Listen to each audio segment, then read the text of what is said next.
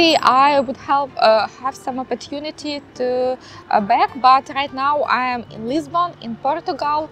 I like this country, and right now I am going to be here for when it will be some certain about our future, I mean future of Ukraine.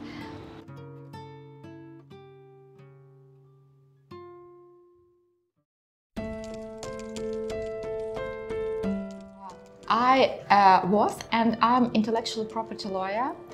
We deal with intellectual property in Ukraine. We represent Ukrainian clients, EU clients, the United States clients, and we help to protect and enforce intellectual property and deal with innovations and so on. When it was some tension, actually I couldn't believe that it would happen.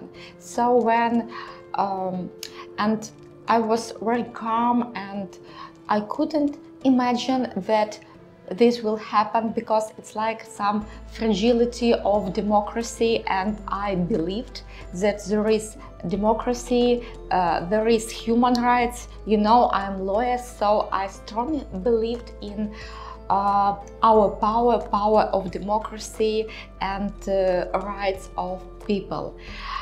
So it was unexpected. Of course, I thought that something can be, but I thought, okay, it could be something in the eastern part of Ukraine, and maybe it will be a small conflict or something like that.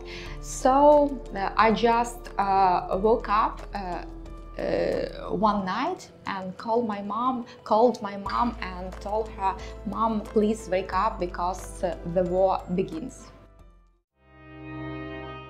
You know, 2 days before the war, it was 22nd of February, there was some tension, and it was maybe like a lot of people told me that it may be war. And on that first night, some friends sent me emails and messages. Are you hearing some bombing and some sounds? And after that, my colleague called me and says that you know, it's huge bomb attack. And it was when I woke up and decided that I need something to do to protect my family. It was panic, but frankly speaking, we thought that we were prepared, because we survived during 2 revolutions, so we understood what could happen.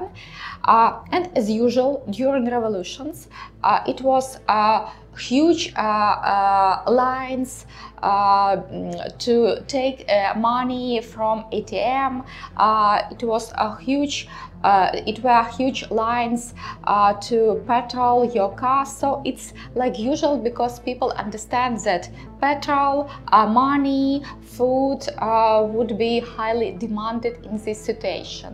And a lot of people were calling to each other. My friends from other countries, like from Georgia, because Georgia supports Ukraine, and they fully understand the situation, and they had some Russian attacks before. So actually a lot of people were speaking to each other, to their friends in different countries, and thinking what to do.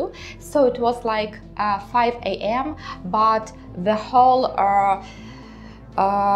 Kiev was awakened, and there were a lot of people in huge lines in different places. First 2 days, everything was available except money, I mean cash in your ATMs, because we didn't know, maybe it will be some problems with bank system, and it could be some hack attacks to our bank system and so on. And it was some problems with petrol, because it usually high demanded in such critical situations.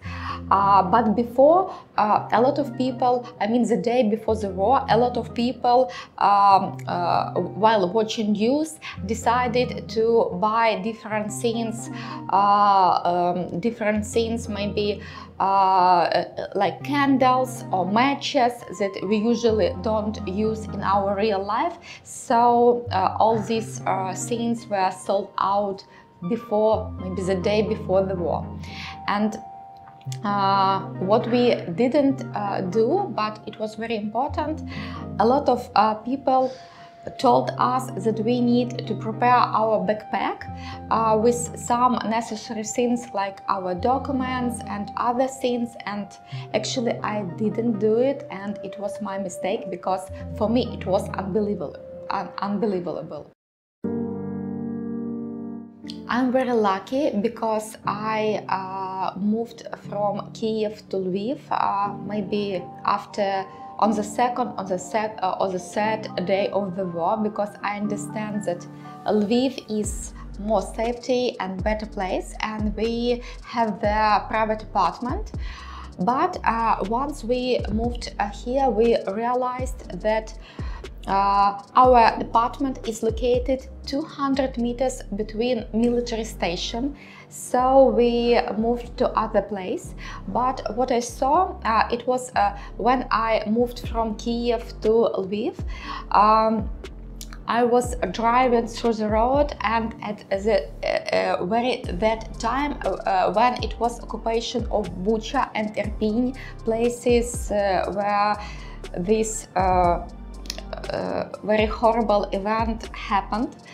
And so it was like the moment of that invasion. So I was forced to go on reverse road because my road was closed, and I was to mingle between tanks. I don't know, it was Ukrainian, it were Ukrainian tanks or Russians, because actually my eye was not trained to catch where is tanks or which country and so on. And I was mingling and driving on very high speed, maybe 140 kilometers on reverse road in order to escape the situation. And back I saw some fire, and we heard some terrible sounds. It was like something bomb attack or something like that. And what I remember driving that it was very huge demand for petrol, and we needed to plan our road and our route very carefully in order to left some petrol to a destination where we could buy petrol. And I discovered one trick how to buy petrol. You could buy it not on your road but on the reverse road, because a lot of people were going from Kiev to Lviv, but not from Lviv to Kiev. So it was like my first experience to think in other ways that was usual. And what I remember that there were a lot of people who go on foot, so it's like 500 kilometers their way, and they decided to go on foot. And at the petrol station I met one man, and we have some maybe common friends, so I know him a little bit, and I also picked up him, and we went to Lviv, to that place. And our way was very long. First of all, from Kiev to Zhytomyr, it's very short distance, maybe 170 kilometers. It took 12 hours to get there. And we didn't expect this situation, so we didn't have any place to stay during the night.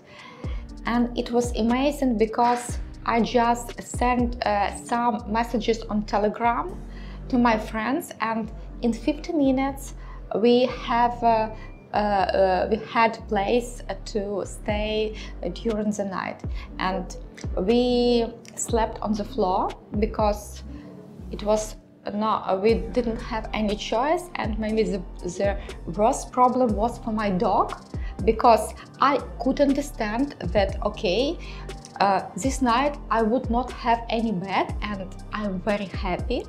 But my dog, 12 years dog, he couldn't understand where is his bed, where is my bed, and why we should sleep there. I decided to go from Kiev, and when I was in my car, it took me 12 minutes, so I had only 12 minutes to gather all my stuff. And I thought that I would go to Lviv for 1, 2, 3 days, but I didn't expect that I will be here in Portugal or in any place in Europe.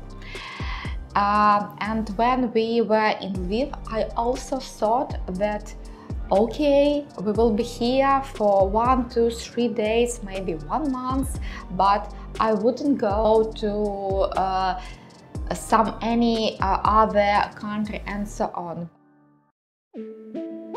We didn't expect such support of all countries. And on the first day of the war, I received a lot of messages from different people, from different countries, my clients, my partners, my competitors, that try to help us in all possible ways. And people were so friendly. So when we were driving in Europe, a lot of people helped us. For instance, we stopped at petrol stations, and a lot of people tried to help us, or just say very nice, supportive words. So it was like the whole world support us, and it's unbelievable too. One day I was scared of nuclear invasion, and I understand that I'm responsible for my business, my team, and I couldn't work and couldn't think about something, about business, about clients, when we are living in a small village near Lviv, and we were living in one room, me, my mom, my dog and cat. And that's why we decided to go abroad. And we understood that it could be very long way, because some people were waiting on the road for 1, 2, 5 days. I decided to, when we are on our car, I decided to check this information, and I found maybe the less busy customs and border office, and we went through Carpathians, Ukrainian mountains, to Hungary, and our way was maybe 22 hours, and I was only one driver during this way, because my mom doesn't drive, and of course my dog too. So it was a very huge experience, and for me it was very difficult challenge, but it reveals power in myself, and right now I understand that I can do a lot. We're all in this together, like it or not.